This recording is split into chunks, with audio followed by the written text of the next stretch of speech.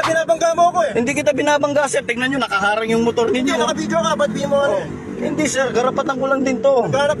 Naghanap buhay kami rito, sinisira nyo yung Hindi ko kayo inaano sir.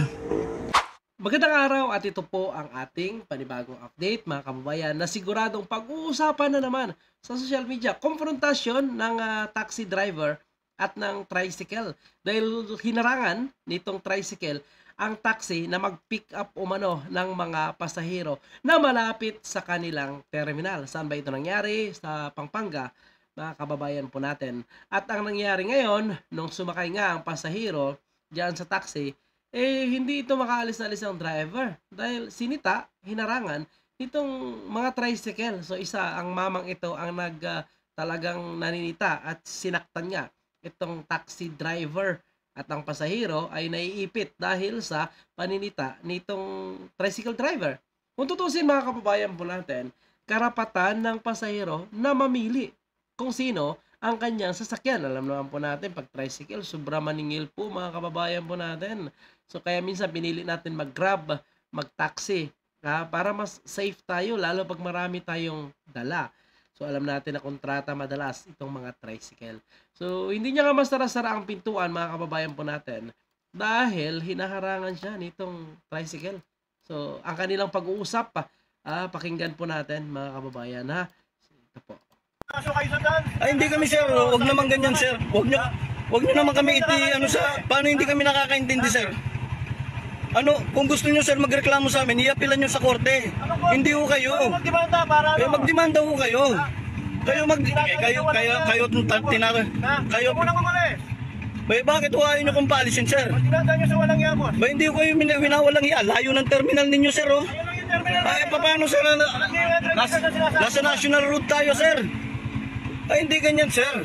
Pagbabawalan nyo kami magsakay ng pasahero, bakit po ba sir? Inaano po ba namin kayo? Pangaharas na yung ginagawa ninyo. Di boss. Pangaharas yan sir. Tanong mo na yung sarili mo. Bakit anong tatanong ko sa sarili ko sir? May prangkisa sir kami oh. Anong prangkisa? Buong Angeles kami, may mayor's permit kami. Hindi sir, kung gusto ninyo, i-demanda nyo kami. Ba't kita i-demanda? Tanong mo muna yung sarili mo. Wala ko tayong dapat pag-usapan sir. Yun lang ang sa akin. Wala ko tayong dapat pag-usapan. Yun ang ano namin. Ayun, nandyan ho yung mga pasahero namin. Karapatan ng bawat pasahero sir kung saan niya gustong sumakay. Yun lang po ang sa amin. Ba't magkakaroon ho tayo ng agrumento sa ganyan? Hindi po pwedeng yung ganyan sir. Ayaw nyo akong paalisin dito anong mangyayari? Sir, hindi kita binabangga sir.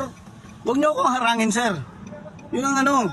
Sir, ayan yung Angeles sir oh. Problema mo boss, binabangga mo ako. Hindi kita binabangga sir. Pinaghahablot nyo ako, napunit yung damit ko. Alam nyo ano ha? Hindi, wala akong ginagawa sa inyo sir. Hindi nga, binabangga mo ako eh. Hindi kita binabangga sir, tingnan nyo, nakaharang yung motor ninyo. Hindi, nakabidyo ka.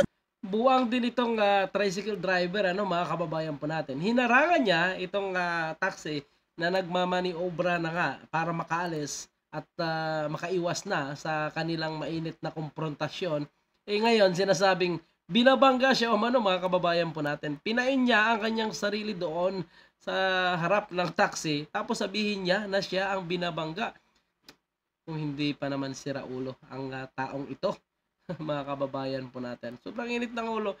Tingnan mo, nagtambay sa dyan ng ilang minuto, sabihin natin 30 minutes o isang oras, dahil maiksi lang ang video na nakunan po ni Kuya, sayang ang kanyang oras. Kung sana, doon nagtambay na lang siya sa terminal at pinalamig niya ang kanyang ulo, baka nakahanap pa ito ng pasahero at hindi pa nagkaroon ng trending na usapan o problema ngayon mga kababayan pa natin. Dahil sigurado pag makarating ito sa LTO, ay iimbestigahan ito kung bakit niya hinaharangan at pinipigilan na mamili ang mga pasahero at hindi niya pinapayagan na mag-pick up ang taxi dyan mga kababayan po natin. Unang-una, ang mapiperwisyo dito, ang pasahero. Kasi may pasahero na si Kuya, mga kababayan.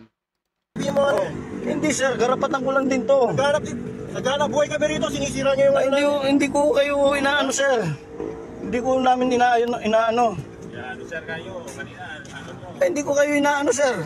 alam niyo sir, pinabayaan ka na namin sinakayan. Pero Pero binabangga mo ako. Gusto mo banggain din kita? Ha? Ay, hindi kita binabangga, sir. Ayun ho yung mga pasahero ko. Hindi, lagi yung ginaganyan yung ano eh. Ay, hindi, sir. Naghanap buhay kami dito, sinisira niyo yung kahanap Sir, buhay hindi namin. ho namin kayo inaano rito. Ang pasahero ko mismo umarang sa akin. Yun po yung nangyari, sir. Huwag mo kayong mag-ano sa akin. Hindi ko kayo namin inaargabyado. At pinunit niyo yung damit ko, dinibdiban mo ko. Hindi ganyan, sir, oh. Paano naman na yan? Dinibdiban niyo ako. Eh, video mo pa pare, huwag ka munang umalis dyan. Ha? Hindi, sir. Oh, inaano niya na yung sasakyan ko. Paano yan? Opo, sir. I-upload ko. Dahil na-realize ng lalaki, mga kababayan po natin, na binibidyohan siya at nakaramdam siguro ng takot, ay gusto niya kausapin itong taxi. So, ngunit aalis na yung taxi, mga kababayan po natin, dahil iwas na rin, masyadong mainit na ang ulo nitong tricycle driver. Sir, yung pasahero ko, sir. Ha? Umalis ka na, umalis ka na. I-upload mo, tapos magdemanda ka, no? Oo, sir. Kung lalaki ka, Eh, sir, yung pasahero ko, pinabababa ko sila. Ayaw naman bumaba. nakakain nyo sa pamilya nyo, ganyan. Hindi, oh, sir. Hindi ganun, sir. Hindi, sir. Parehas po kami. Galit na galit kayo, eh. Hindi naman namin kayo nargabyado. Ito ang problema, mga kababayan po natin sa ilang mga transport group, kagaya nitong tricycle, mga kababayan po natin. Hindi naman natin sila hinuhusgahan, pero tila ba pinipigilan nila ang mga taxi na kumuha ng pasahero sa pagkakataong ito, mga kababayan po natin. Ang pasahero ay mayroon silang choice kung sino ang kanilang sasakyan, lalo na kung maulan, mahirap ang biyahe, marami kang bagahe. So, mas mainam talaga na pipiliin mo yung taxi kung may available naman sa isang lugar.